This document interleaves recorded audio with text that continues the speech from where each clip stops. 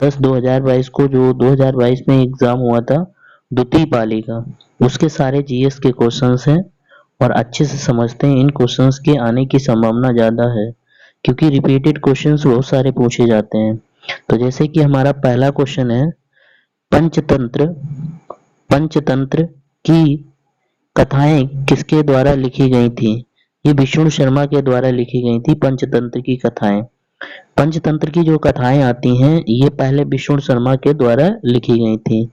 दूसरा हमारा क्वेश्चन है, नेक्स्ट क्वेश्चन है, गौतम बुद्ध ने सारनाथ में अपना पहला उपदेश कहाँ दिया था? तो ये धम्म चक्र प्रवर्तक परिवर्तन जो मुद्रा है उसके उसमें दिया था। ठीक है, धम्म चक्र प्रवर्तक मुद्रा। तो ये क्वेश्चन आपको याद रखना है। इसी प्रकार हम नेक्स्ट क्वेश्चन पे बढ़ते हैं और देखते हैं अगला क्वेश्चन। जैसे हमारा अगला क्वेश्चन, नेक्स्ट क्वेश्चन दिया गया है कि निम्नलिखित में से, इसमें ऑप्शन नहीं दिए हैं, सीधे मैंने क्वेश्चन को बनाया हुआ है तो उन्हीं को हम लोग करेंगे। बोला गया निम्नलिखित में से किस शासक के द्वारा दरबारी कवि हरिशेन थे? तो ये समुद्रगुप्त जो थे उनके दरबारी जो कवि थे हरिशेन थे। ठीक है, तो इसी प्रकार मैं नेक्स्ट क्वेश्चन पे बढ़ता हूँ और क्वेश्चन नंबर हमारा नेक्स्ट आ चुका है। नेक्स्ट क्वेश्चन है, जजिया फिर से जो जजिया कर था फिर से लगाने वाला मुगल शासक कौन था? तो जजिया कर फिर से लगाने वाला मुगल शासक औरंगजेब था। नेक्स्ट क्वेश्चन पे बढ़ते हैं। अगला क्वेश्चन है, निम्नलिखित में से किसे निम्नलिखित में से किसे अंग्रेजी द्वारा दिए गए सबसे महत्वपूर्ण योगदानों में से एक माना जाता है? यानी अंग्रेज जो हमारे देश में आए थे तो उन्होंने सबसे मतलब ऐसा कौन सा काम किया था जो आज तक सबसे मतलब अच्छा माना जाता है? तो भारत में जो रेलवे लाने का जो कार्य था वो अंग्रेजों का द्वारा सबसे श्रेष्ठ कार्य माना जाता है। तो ऐसे ही हम नेक्स्ट क्वेश्चन पे बढ़ते हैं। तो क्वेश्चन हमारा 6 है, तो इस 6 क्वेश्चन को समझते हैं जरा। 6 क्वेश्चन में दिया है, निम्नलिखित में से 1857 के विद्रोह का परिणाम क्या था? जो 1857 का विद्रोह जो हुआ था उसका परिणाम क्या था, ये दिया गया हमारा क्वेश्चन है। तो इसमें ईस्ट इंडिया कंपनी की शक्तियों के ब्रिटिश क्राउन में हस्तांतरित कर दिया। तो ये याद रखना है आपको। अगला क्वेश्चन है, क्वेश्चन नंबर नेक्स्ट आपको देखते हैं। तो नेक्स्ट क्वेश्चन है, 1930 में क्वेश्चन है 1930 में महात्मा गांधी द्वारा सविनय अवज्ञा आंदोलन शुरू करने का कारण था। तो सविनय अवज्ञा जो आंदोलन शुरू करने का मेन जो कारण था वो मेन कारण था नमक कानून को तोड़ने के लिए दांडी मार्च यात्रा।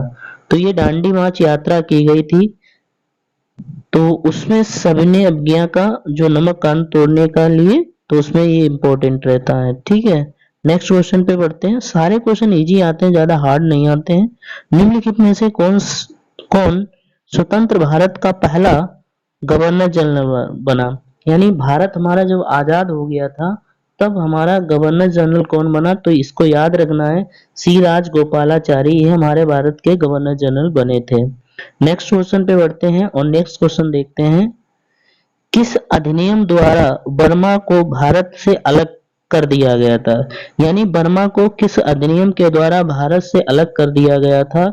भारत सरकार अधिनियम 1935 के द्वारा ऐसा किया गया था। बढ़ते हैं नेक्स्ट क्वेश्चन पे और नेक्स्ट क्वेश्चन हमारा है, भारत को ब्रिटिश नियंत्रण से मुक्त करने के लिए भारतीय राष्ट्रीय सेना का गठन किसने किया? ये सुभाष चंद्र बोस ने किया था। राष्ट्रीय सेना का गठन जो किया था सुभाष चंद्र बोस ने किया था। और सुभाष चंद्र बोस से ये जो आधुनिक भारत होता है इससे 5 क्वेश्चन पूछे जाते हैं। ये पांचों क्वेश्चन बहुत इंपॉर्टेंट होते हैं, आपको अच्छे से याद रखना है इन क्वेश्चनों को। ठीक है, अगला बढ़ते हैं क्वेश्चन और नेक्स्ट क्वेश्चन हम देखते हैं। क्वेश्चन हमारा नेक्स्ट है, कौन पृथ्वी का सबसे बड़ा अंतःस्थलीय जलीय निकाय है? तो अंतःस्थलीय जलीय जो निकाय है वो कैस्पियन सागर है। इसको याद रखना है, ये कई बार एग्जाम में रिपीट हुआ है और पेट की दृष्टि से ये बहुत अच्छा है। और एक चीज आपको बता दें, प्रीवियस ईयर क्वेश्चन से ये हमें पता चलता है कि इन्हीं से मिलते जुलते क्वेश्चन पूछे जाएंगे। इन प्रीवियस ईयर क्वेश्चन के साथ साथ इनसे रिलेटेड जो क्वेश्चन है उनको भी आपको पढ़ के जाना है, जिससे आपका क्वेश्चन वहां अच्छे से बन जाए। सामान्य वर्षा में अचानक सामान्य वर्षा में अचानक वृद्धि आ जाती है और कई दिनों तक लगातार जारी रहती है, यह मानसून का कहा जाता है। ये कहा जाता है विस्फोटक यानी फटना। एक होता है बादल का फटना भी होता है, जो मूसलाधार बारिश होती है उसको बादल का फटना बोलते हैं, तो उसे भी याद रखना है। नेक्स्ट क्वेश्चन है, अगला क्वेश्चन दिया गया आपका है,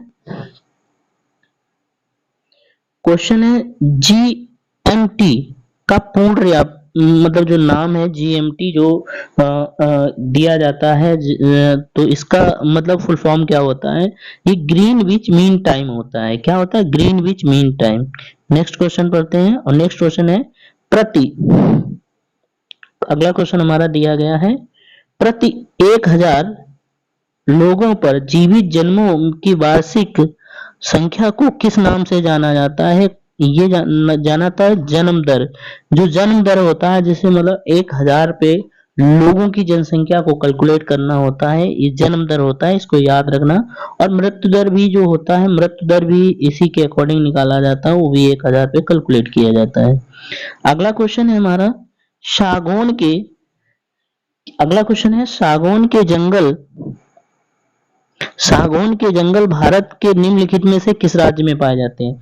सागौन के जंगल भारत के मध्य प्रदेश राज्य में सबसे अधिक पाए जाते हैं। तो मध्य प्रदेश में सागौन के जंगल होते हैं, और मध्य प्रदेश बहुत ही जो वन से रिलेटेड यहाँ से क्वेश्चन बनता है, तो ज्यादातर मध्य प्रदेश आप सही किया करिए, इसका क्वेश्चन ज्यादातर एमपी से ही होता है। ठीक है, अगला क्वेश्चन बढ़ते हैं। तो नेक्स्ट क्वेश्चन 16 नंबर क्वेश्चन है।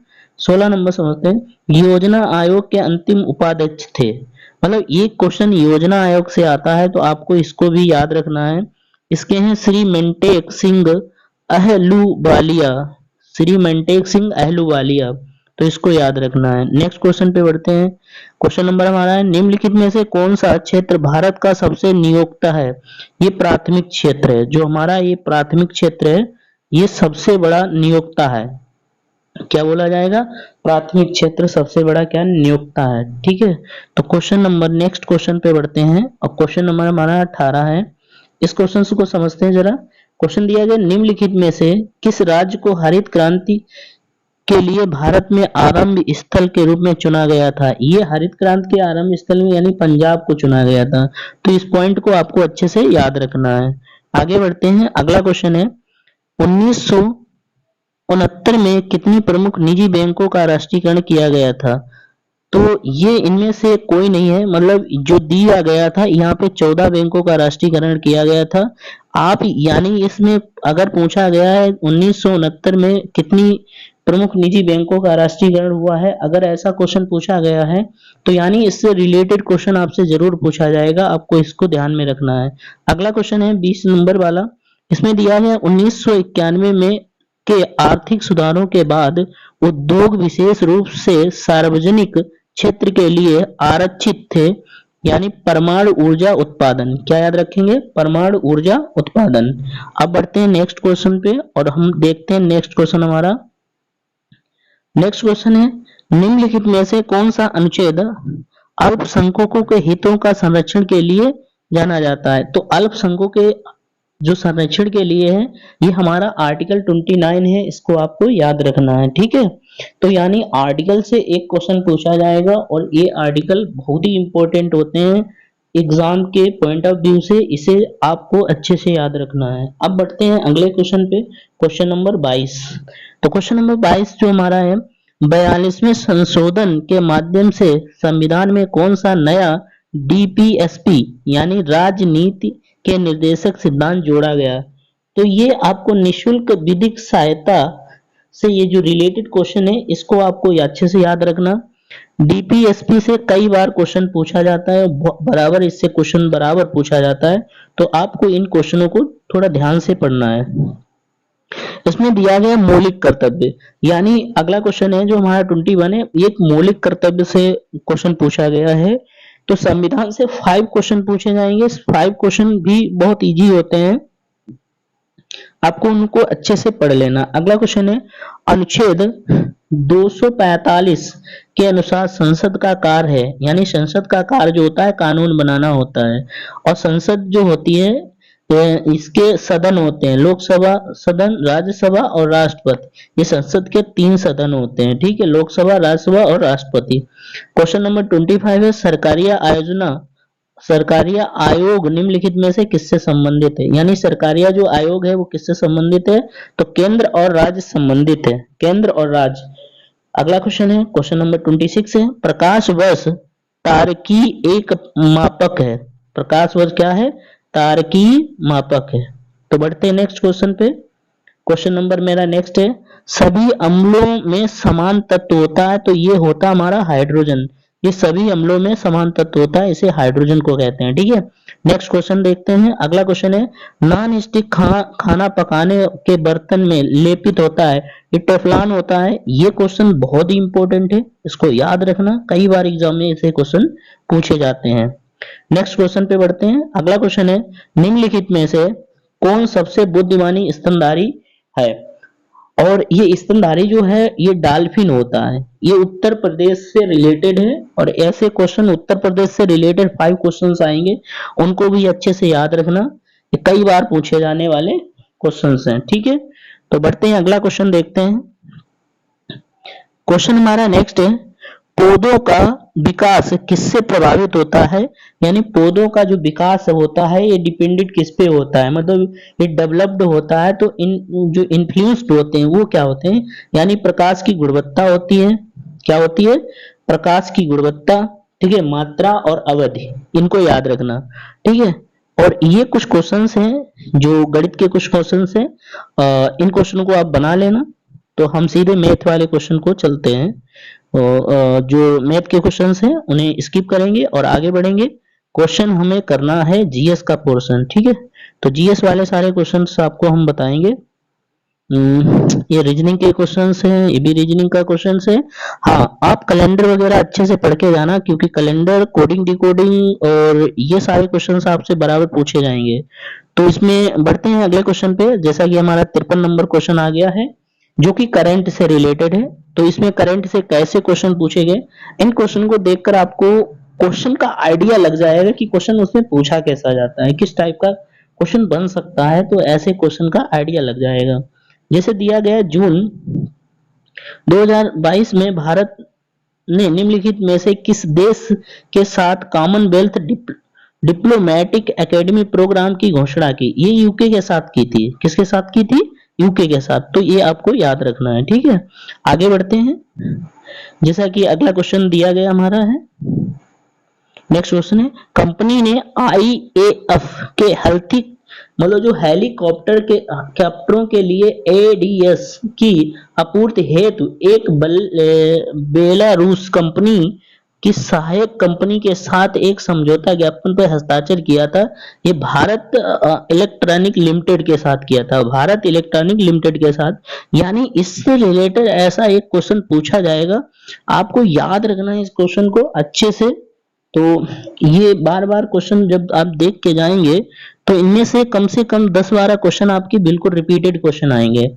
जैसे अगला क्वेश्चन है, नारी को नमन, एक जो योजनाएं चलाई जाती हैं, आप इससे याद रखना, योजनाएं जरूर पूछी जाती है, तो योजना ध्यान से पढ़ के जाना। जैसे लिखा है हिमाचल प्रदेश, यानी नारी को नमन योजना कहाँ, किस प्रदेश ने चलाई थी, तो ये आपको याद रखना है। अगला तो दूसरा क्वेश्चन है, भी करंट से रिलेटेड है, 56 नंबर, किस राज्य सरकार ने 5,000 रुपए की काशी यात्रा सब्सिडी योजना शुरू की, ये कर्नाटक से। यानी आपको योजनाएं याद करके जाना है, सारी योजनाएं रट लो, ठीक है। वो सारी योजनाएं आपके काम की होंगी, और सारी योजनाएं देखिए, आप प्रीवियस ईयर से यही अंदाजा लगा सकते हैं कि योजनाएं कितनी पूछी जाती हैं। प्रधानमंत्री नरेंद्र मोदी ने निम्नलिखित जिलों में डॉक्टर संपूर्णानंद स्पोर्ट्स स्टेडियम में एक कार्यक्रम में एक 1800 करोड़ रुपए की योजना का उद्घाटन किया। तो ये वाराणसी है। आप देख रहे हो इसमें सारी योजनाएं भरी थी, पिछले ईयर जो एग्जाम हुआ था पेट का, सब योजनाएं भरी हुई हैं। तो आप योजनाएं को स्किप नहीं करेंगे, योजनाएं पढ़ के जाएंगे। किस संस्थान ने Indian booking gig and platform को शीर्ष रिपोर्ट जारी की थी? तो ये नीति आयोग से। आप ये मान के चलिए नीति आयोग से एक क्वेश्चन आपका 100% पूछा जाएगा। तो आपको इससे इससे मतलब एक क्वेश्चन पूछना है तो पूछना है एग्जामिनर को, ठीक है? तो आप भी इतना तैयार होके रहना। अगला क्वेश्चन है, कौन सी राज्य सरकार सिंगल एंट्री मल्टीपल एग्जिट के विचार पर एजुकेशन टाउनशिप बनाने की योजना बना रही? उत्तर प्रदेश। कौन सी योजना? उत्तर प्रदेश, याद रखना, ठीक है? ये भी क्वेश्चन काफी इंपॉर्टेंट है, ठीक है? बढ़ते हैं अगले क्वेश्चन पे। छात्र परिस्थितिकी, क्या लिखा है?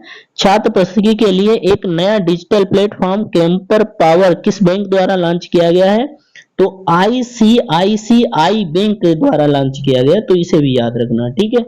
अगले क्वेश्चन पे बढ़ते हैं। क्वेश्चन नंबर हमारा नेक्स्ट है, भारत कितने राज्य बांग्लादेश के साथ सीमा साझा करता है? हाँ, तो एक बात याद रखना है, ये पड़ोसी जो राज्य हैं इनसे भी क्वेश्चन एक पूछा जाएगा, तो इसको याद रखना है। तो ये 5 को टच करता है। बढ़ते हैं अगले क्वेश्चन पे। अगला क्वेश्चन है, निम्नलिखित में से पोलैंड की राष्ट्रीय मुद्रा क्या है? पोलैंड की जाल्टी। पोलैंड की राष्ट्रीय मुद्रा क्या है? ये जाल्टी, याद रखना। जाल्टी पोलैंड की राष्ट्रीय मुद्रा है, तो इसे आपको याद रखना है, ठीक है? नेक्स्ट क्वेश्चन पे बढ़ते हैं। और नेक्स्ट क्वेश्चन हमारा है, क्वेश्चन दिया गया, भारत का सबसे छोटा केंद्र शासित प्रदेश कौन है? यानी लक्षद्वीप है। भारत का सबसे छोटा केंद्र शासित प्रदेश कौन सा है? लक्षद्वीप है। अगर केंद्र शासित प्रदेश के बारे में पूछा जाए तो आपको केंद्र शासित प्रदेश के बारे में अच्छे से आना चाहिए। तो ये भी कई बार एग्जामों में रिपीट होते रहते हैं क्वेश्चन। किसके पास लोकसभा सत्र को स्थापित करने की शक्ति है? यानी लोकसभा को रोकने की शक्ति किसके पास होती है? भारत के राष्ट्रपति के पास ये पावर होता है, वही ऐसा कर सकता है, ठीक है? तो बढ़ते हैं अगले क्वेश्चन पे। अगला क्वेश्चन हमारा है, नेक्स्ट क्वेश्चन है, अंतरराष्ट्रीय अहिंसा, ठीक है, ये दिवस कब मनाया जाता है? अंतरराष्ट्रीय अहिंसा दिवस 2 अक्टूबर को मनाया जाता है। तो अंतरराष्ट्रीय अहिंसा दिवस कब मनाया जाता है? 2 अक्टूबर। अगला क्वेश्चन है, नेक्स्ट क्वेश्चन है, वास्को डी गामा का मकबरा भारत में से किस स्थान पे बना है? यानी वास्को डी गामा का जो मकबरा है ये कोचीन में बना है। और ये क्वेश्चन आपके पेट में पूछा गया है। यानी वास्को डी गामा जो भारत में 1498 में आया था, वो अपने इंडिया में उसका डेथ हुआ था। डेथ होने के बाद उसका मकबरा यहीं बना दिया गया था, ठीक है? अब बताओ, विदेशी लोगों के मकबरे भी बने अपने इंडिया में, ठीक है? अगला है, उत्तर प्रदेश का एक लोक शास्त्रीय नृत्य है। तो ये कथक, याद रखना। क्या है? कथक। मगर कथक और कथक में, ठीक है, कथकली में लोग बहुत हंसते हैं। कथकली जो है वो केरल का है, कथक जो है वो अपने उत्तर प्रदेश का है। क्योंकि एग्जाम में कथक और कथकली दोनों आता है, ये बहुत कंफ्यूजन वाला होता है। तो आप याद रखना, कथक, कथक, ठीक है, ये उत्तर प्रदेश का, और कथकली, कथकली, ठीक है, ये है केरल का। अगला क्वेश्चन है, थॉमस कप किस खेल से संबंधित है? ये बैडमिंटन से कम संबंधित होता है, थॉमस कप। तो इसको भी आपको अच्छे से याद रखना है। अगला क्वेश्चन देखिए, क्वेश्चन नंबर नेक्स्ट है हमारा, प्रसिद्ध पुस्तक विंग्स ऑफ फायर किसकी आत्मकथा है? ये एपीजे अब्दुल कलाम की है, विंग्स ऑफ फायर, ठीक है? नेक्स्ट क्वेश्चन है 70 नंबर, ग्लोबल वार्मिंग की अपेक्षित परिणाम है? तो ये सभी है, ग्लोबल वार्मिंग के अपेक्षित परिणाम क्या है? ये सभी है। तो अब आपके ये पैसे दिए गए हैं, इन्हें आप को हम दे रहे हैं, तो ऐसे आप पढ़ लीजिए इन्हें, स्क्रीन को रोक कर आप पढ़ के इनके आंसर समझ सकते हैं। तो ये जो देख लीजिए पैसेज, इसको आप खुद छुटा कर लेना। जीएस के जितने क्वेश्चन है वो हमने सारे करा दिए हैं, आप इस पैसेज को पढ़ के एक बार अपना रिवीजन कर लेना, ठीक है? तो ये सारे क्वेश्चन है, ये आपकी डीआई है, और डीआई को भी आप देख लीजिए, वीडियो को स्किप करके इस डीआई को बना लेना। डीआई बहुत कैलकुलेटिव आती है एग्जाम में, आपको अच्छे से ध्यान से इनको बनाना है, और सारी डीआई बना के आपको जाने हैं, ठीक है? कोई भी क्वेश्चन छोड़ना नहीं। 1/4 माइनस मार्किंग, जो 1/4 है नेगेटिव मार्किंग है, तो ज्यादा लोड नहीं है। ठीक है, कोशिश करें अधिक से अधिक क्वेश्चन अटेंड करने का। पहले एक्यूरेसी को मेंटेन करें। एक्यूरेसी एग्जाम में बहुत जरूरी होती है, क्योंकि अगर एक्यूरेसी है तभी आपका परसेंटाइज अच्छा बनेगा, और एक्यूरेसी अच्छी है तो आपके नॉर्मलाइज मार्क्स भी आपके बहुत ज्यादा बढ़ जाएंगे। तो एक्यूरेसी पे आपको ध्यान रखना है। ये डीआई जो होती है पाई चार्ट वाली, ये सभी आसान होती हैं, इनमें ज्यादा हार्ड नहीं होता। अगर एक दो बार मन से अगर पढ़ेंगे तो ये डीआई सारी आप बना लेंगे। ठीक है, तो ये जो सेट पेपर है काफी इंपॉर्टेंट है, आपको रिवीजन करना चाहिए। प्रीवियस है सारे जितने भी सेट पेपर हैं मैं आपको प्रोवाइड करा दूंगा। इन सभी सेट पेपर को अच्छे से याद करना है, और इनकी जो एमसीक्यू हैं, जो भी आपको प्रीवियस ईयर में क्वेश्चन पूछे गए सारे बना के जाने हैं। ठीक है, तो बस अब वीडियो यहीं पे खत्म होता है। तो आप लोगों को यदि वीडियो अच्छा लगा है तो इसे लाइक कर दें और दोस्तों के पास शेयर कर दें। Thank you.